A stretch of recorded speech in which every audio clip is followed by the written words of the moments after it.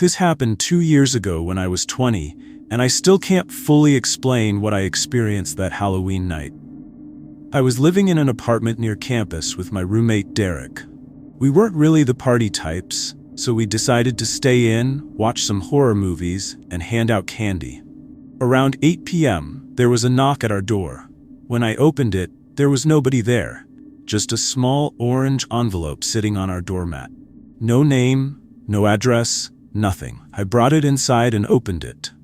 Inside was a Polaroid photograph. The photo showed our apartment building from across the street, taken at night. You could see our living room window, and through it, 2 figures sitting on the couch. It was clearly Derek and me, from maybe 15 minutes earlier. We'd been sitting in those exact positions, watching TV. "That's weird," Derek said, looking at the photo. "Someone's messing with us." I went to the window and looked out, but the street was empty, except for a few kids trick-or-treating with their parents. Whoever took the photo was gone. We laughed it off as some college prank and went back to watching movies. 30 minutes later, another knock. Another orange envelope. Another Polaroid. This photo was taken from closer, from our building's entrance, looking through the glass door into the lobby. In the background, you could see our apartment door, and the timestamp in the corner read 8:42 p.m. It was currently 8:43 p.m. "Okay, this isn't funny anymore," Derek said. He opened our apartment door and looked down the hallway. Empty. We went down to the lobby together, checking every corner, but found no one. "Should we call the cops?" I asked. "And tell them what? Someone's taking pictures? They'll think we're pranking them on Halloween." We went back upstairs, but this time we locked the door and put the chain on. We tried to continue watching the movie, but I couldn't focus. Every few minutes, I'd get up and look through the peephole into the hallway. At 9:15 p.m., my phone buzzed. A text from an unknown number. "You should check your door." I looked through the peephole. Another orange envelope was lying in the hallway, right in front of our door. But that was impossible. I'd been checking the hallway every few minutes. Nobody had been out there. I opened the door cautiously, grabbed the envelope, and slammed the door shut. Inside was another Polaroid. This one made my hands shake. The photo was taken from inside our apartment, from the corner near our TV. It showed Derek and me sitting on the couch watching a movie. The timestamp read 9:10 p.m., just 5 minutes ago.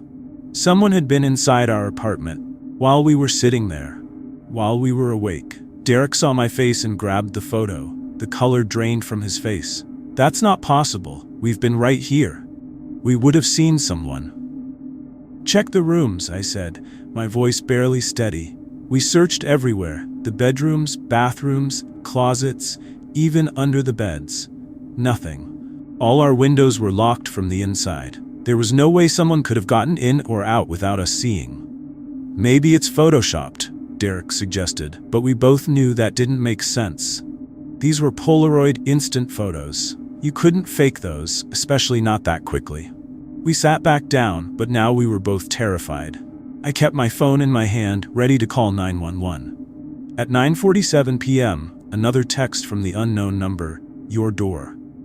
Another envelope. Another photo. This one showed Derek and me looking at the previous photograph, taken from behind us, over our shoulders. The angle was from where our coats were hanging by the door. The timestamp read 9:16 p.m. Someone had been standing right behind us, inches away, while we looked at the photo of them being in our apartment. That's when Derek noticed something I'd missed. In this photo, you could see part of the person holding the camera, specifically their sleeve. It was a bright orange jacket. "Oh my God," Derek whispered. He pointed to our coat rack. Hanging among our jackets was a bright orange jacket that neither of us owned. We both backed away from it slowly. The jacket was right next to our door. Someone could have been standing there the entire time, perfectly still, watching us. In the dark corner by the door, someone in dark clothes with an orange jacket could have easily been mistaken for just another coat hanging up. I called 911, and we locked ourselves in my bedroom. I was trying to explain the situation to the dispatcher when my phone buzzed with another text. It was a photo, not a Polaroid this time, but a digital image. The photo showed my bedroom door from outside in the hallway. The text below it read, "Wrong room. I'm in Derek's." I could hear Derek in his room, moving around. I screamed his name. The apartment door burst open seconds later. The police had arrived. We'd left it unlocked when we ran to my room. The officers swept the apartment. Derek's room was empty, but his window was open, the fire escape accessible. On his bed was a final orange envelope. The Polaroid inside showed both of our bedrooms from the hallway, taken just minutes before. In the image, you could see me through my doorway, on the phone. And you could see Derek's open door, with a figure standing just inside his room in the darkness, facing his bed. The figure was wearing an orange jacket, but Derek hadn't been in his room. He'd been with me in my room. Which meant when this photo was taken, the person in the orange jacket had been waiting in Derek's room, expecting him to be there. The police found muddy footprints on the fire escape leading down to the alley. They also found something that made everything even more disturbing. A small camping stool hidden in the dark corner by our coat rack, the kind someone could sit on for hours. They estimated, based on the warmth of the apartment and other evidence, that someone had been in our apartment for at least 2 hours, maybe longer.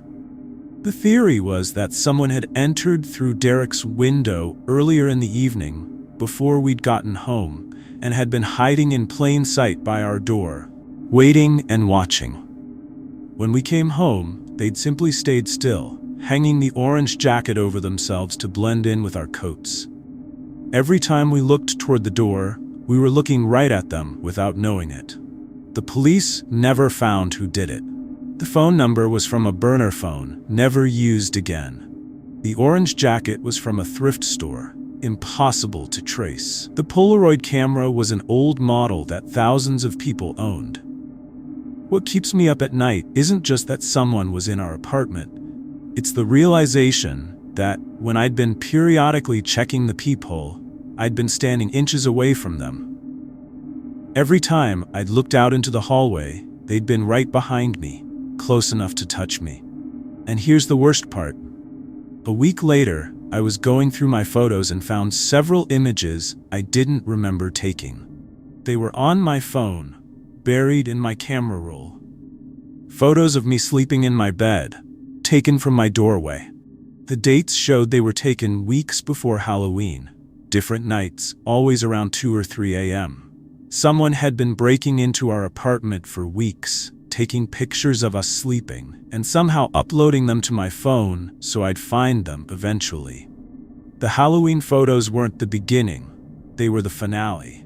The person had been building up to something, getting bolder each time. We moved out the next day and stayed with friends until we found a new place. Derek transferred to a different college the next semester. We don't really talk about that night, but I know he thinks about it too. I've never celebrated Halloween since then, and I compulsively check every corner of any room I enter, especially near doorways, because now I know that sometimes the scariest person in the room is the one you're looking directly at without seeing.